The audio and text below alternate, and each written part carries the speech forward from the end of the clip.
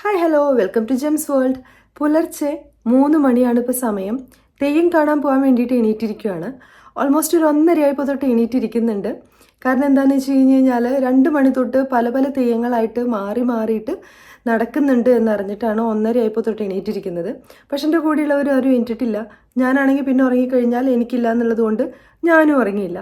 So 1:30 തൊട്ട് ഞാനിങ്ങനെ എന്താ പറയുക, നിലാവത്തഴിച്ചു വിട്ട് കോഴിയെ പോലെ ഇങ്ങനെ അങ്ങോട്ടും ഇങ്ങോട്ടും നടന്നുകൊണ്ടിരിക്കുകയാണ്. ഇപ്പോൾ സമയം 3 മണിയായിട്ടുണ്ട്. ഞങ്ങൾ കണ്ടനാർ കേളൻ തെയ്യം കാണാൻ വേണ്ടിയിട്ട് പോവുകയാണ്. സോ നിങ്ങളിൽ എത്ര പേര് തെയ്യം കണ്ടിട്ടുണ്ട് അല്ലെങ്കിൽ കാണാൻ താല്പര്യമുള്ളവരാണെന്നൊന്നും അറിയില്ല. എന്നാൽ പോലും തെയ്യം പൊതുവെ എനിക്ക് തോന്നുന്നു കാണണം അല്ലെങ്കിൽ എന്താണെന്ന് അറിയണം എന്നെങ്കിലും ഉള്ളൊരു താല്പര്യം പൊതുവെ എല്ലാവർക്കും ഉണ്ടാവാൻ സാധ്യതയുണ്ട്.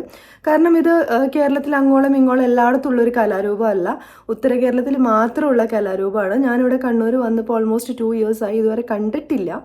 അപ്പോൾ അത് കാണാനും കൂടി എന്നുള്ള ലെവലിലാണ് ഈ ഉറക്കൊളിച്ചിട്ടുള്ള പുലർച്ചെ എണീറ്റിരിക്കൽ. അല്ലെങ്കിൽ തമ്പുരാനാണെങ്കിൽ ഞാൻ ഈ 4 മണിക്കും 3 മണിക്കൊന്നും എനിക്കറിയില്ല. സോ നമ്മൾ തെയ്യം കാണാൻ പോവാണ്. തെയ്യം കാണാൻ ഇഷ്ടമുള്ളവരും കണ്ടിട്ടില്ലാത്തവരും കാണണം എന്ന് ആഗ്രഹമുള്ളവരും എല്ലാം നമ്മളുടെ കൂടെ പോരുക. പിന്നെ ഇതുവരെ നമ്മുടെ ചാനൽ സബ്സ്ക്രൈബ് ചെയ്തിട്ടില്ലാത്തവർ നമ്മുടെ ചാനൽ സബ്സ്ക്രൈബ് ചെയ്യുന്നു എന്ന് പരിഗണിക്കുക, ലൈക്ക് ചെയ്യുക, ഷെയർ ചെയ്യുക, നിങ്ങളുടെ അഭിപ്രായങ്ങൾ അറിയിക്കുക, അങ്ങനെ കൂടെ. So join me in exploring the colourful world.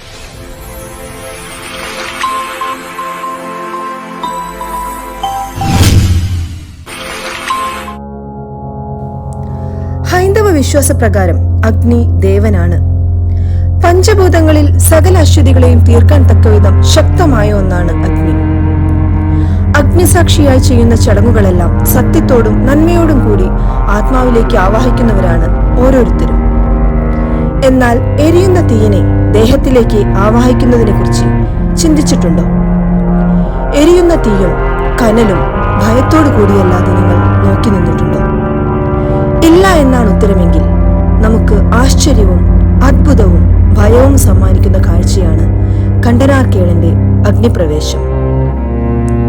Kandanar കേളനെ അഗ്നി ഉന്മാദനാക്കും, ഉന്മത്തനാക്കും, മത്തടിപ്പിക്കും വിധം ഭ്രാന്തമാക്കും.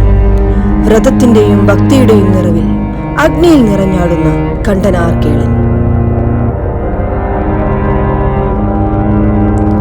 വിശ്വാസങ്ങളും ആചാരാനുഷ്ഠാനങ്ങളും കലയും എല്ലാം ജീവിതവുമായി ഇഴചേർത്ത് ജീവിക്കുന്നവരാണ് ഉത്തര കേരള ജനത അഥവാ വടക്കേ മലബാർ ജനത. ഇതേ ജീവിതശൈലിയുടെ ഭാഗമായി തന്നെ കലയെയും ആചാരാനുഷ്ഠാനങ്ങളെയും വിശ്വാസങ്ങളെയും ഇഴചേർത്ത് കോർത്തെടുത്ത് അവതരിപ്പിക്കുന്ന അനുഷ്ഠാന കലയാണ് തെയ്യം. കാവുകളിലും തറവാടുകളിലുമായി നടത്തിവരുന്ന ഈ അനുഷ്ഠാന കലയെ തെയ്യമായും തിറയായും കളിയാട്ടമായും അങ്ങനെ പല പേരുകളിലും വടക്കേ മലബാറിന്റെ പല ഭാഗങ്ങളിലും അറിയപ്പെടുന്നു. നൂറ്റാണ്ടുകൾ പഴക്കമുള്ള വടക്കേ മലബാറിന്റെ തനതു കലാരൂപമാണ് തെയ്യം. വൈവിധ്യവും മനോഹരവുമായ മുഖമെഴുത്തും ആടയാഭരണങ്ങളും ഭാവങ്ങൾ മാറി മറിയുന്ന മുഖവും ചെണ്ട, ചേങ്ങില, വിലത്താളം, തകിൽ, കറുങ്കുഴൽ എന്നിങ്ങനെ വാദ്യമേളങ്ങളും നൃത്യങ്ങളും ചേർന്ന് കലാസ്വാദന ചാതുര്യവും നൽകുന്ന അനുഷ്ഠാന കലാരൂപമാണ് തെയ്യം. ആരാധനാ രീതികളുടെ ഭാഗമായി നമ്മൾ കണ്ടുവരുന്ന ക്ഷേത്രവും വിളക്കും വിഗ്രഹവും പൂജയും എന്നുള്ളതിൽ മാത്രമായി വിശ്വാസങ്ങളെ ഒതുക്കി നിർത്താതെ കേട്ടു ശീലിച്ച കഥകളിലെ ദൈവങ്ങൾക്ക് അവരുടെ മനസ്സിലുടലെടുത്ത രൂപവും ഭാവവും നൽകിയാണ് ഓരോ കഥാപാത്രങ്ങളെയും തെയ്യത്തിലൂടെ നമ്മൾക്ക് മുന്നിൽ അവതരിപ്പിക്കുന്നത്. ഒരുപാട് കാലത്തെ പരിശീലനത്തിന് ശേഷമാണ് ഒരു തെയ്യക്കാരനാകാൻ സാധിക്കുകയുള്ളൂ.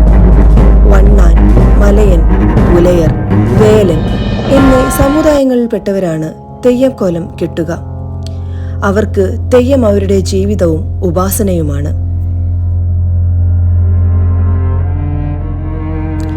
ഉത്തര മലബാറിൽ തുലാമാസത്തോടു കൂടി തെയ്യക്കാലത്തിന് തുടക്കമായി. അമ്മ ഭഗവതിമാരും യോദ്ധാക്കളും കൃഷിയും നായാട്ടും വൃക്ഷങ്ങളും നാഗങ്ങളുമെല്ലാമാണ് തെയ്യക്കോലങ്ങളും തെയ്യത്തിന്റെ പശ്ചാത്തലവും. അങ്ങനെ കൃഷിയുടെ പശ്ചാത്തലത്തിലുള്ള തെയ്യമാണ് കണ്ടനാർ കേളൻ.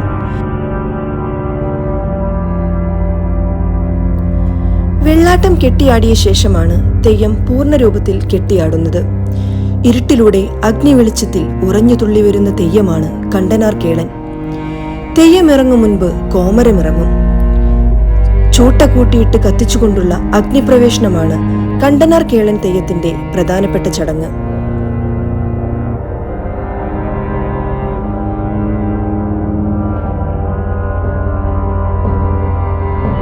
വെന്തു വെണ്ണീറായി ആ വെണ്ണീറിൽ നിന്നും വയനാട്ടു കുലവനാൽ പുനർജനിക്കപ്പെട്ട് തെയ്യമായി മാറിയ കൃഷിക്കാരന്റെ കഥ. ആ കഥ നമുക്ക് കേൾക്കാം.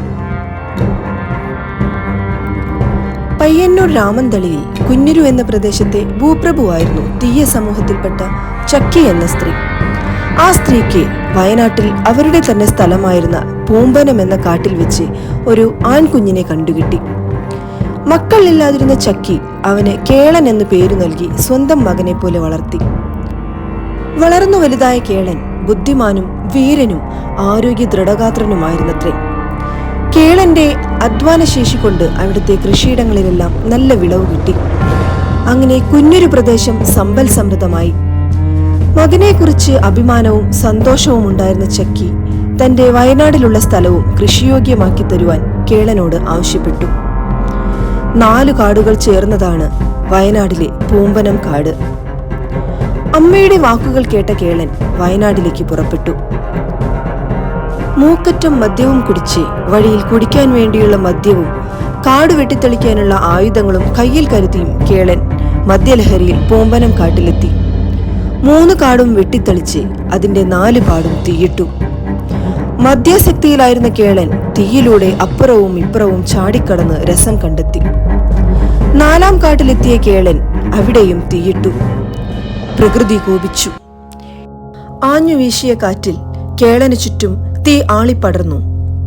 ഉഗ്രരൂപത്തിൽ നിലയുയർത്തി കത്തിപ്പടർന്ന അഗ്നിയിൽ നിന്നും പുറത്തേക്കു ചാടാൻ കേളന് സാധിച്ചില്ല.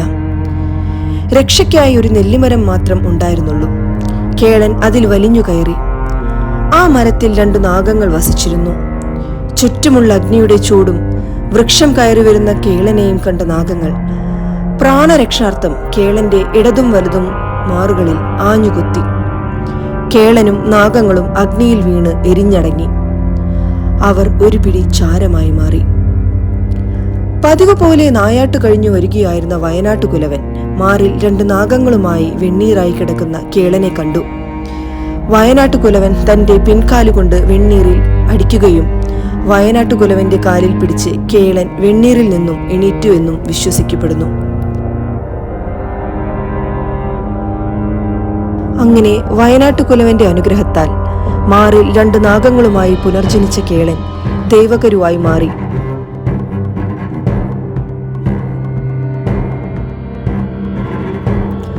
കാട്ടുതീയിൽ ആർത്തുല്ലസിച്ച് അതേ തീയിൽ എരിഞ്ഞമർന്ന് വെണ്ണീറായി മാറി ആ വെണ്ണീറിൽ നിന്നും പുനർജന്മം നേടിയെടുത്തതുകൊണ്ട് തന്നെ കേളൻ പിന്നീട് കണ്ടനാർ കേളൻ എന്നറിയപ്പെട്ടു.